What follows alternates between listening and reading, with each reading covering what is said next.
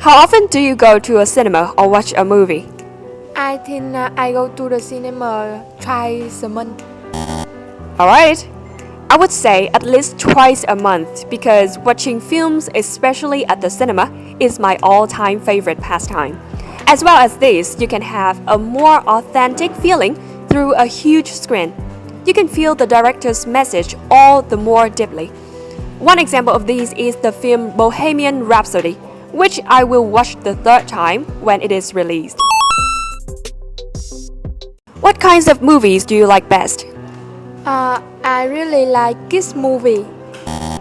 Alright, well, I would say I'm still a kid at heart, so I really enjoy watching kids' movies.